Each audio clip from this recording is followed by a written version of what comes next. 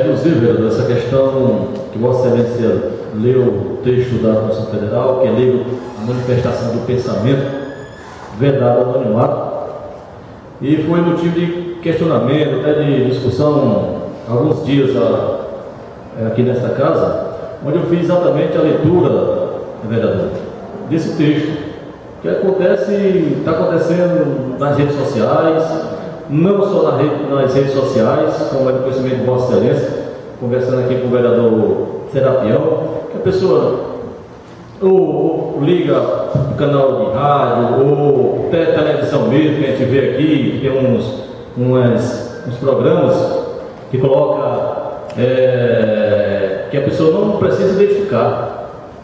Quer dizer, na verdade é livre a manifestação do pensamento, mas todos nós, todos cidadãos, tem direito do contraditório, dado para defesa. Como é que você vai se defender, vereador?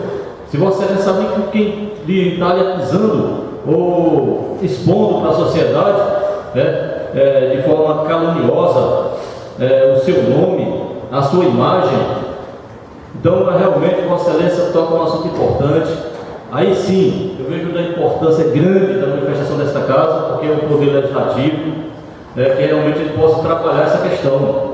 Porque tudo bem, vá lá, fale o que quiser do vereador Elias Bento, mas tem que dar o direito de resposta do vereador, dá para a defesa. Como é que eu vou esculhambar o vereador através de um meio de comunicação e não sei de quem foi?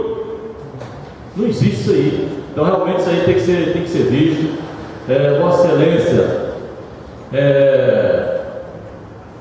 como um vereador, um homem que fez bacharel em Direito, eu gostaria até de solicitar a Vossa Excelência mesmo, que Vossa Excelência possa realmente, vereador, estar fazendo um estudo nessa questão, que essa casa possa, o mais rapidamente possível, estar aprovando realmente um projeto de lei, para que possa estar punindo, se for o caso, realmente essas pessoas que, de forma desrespeitosa, tenta atingir a imagem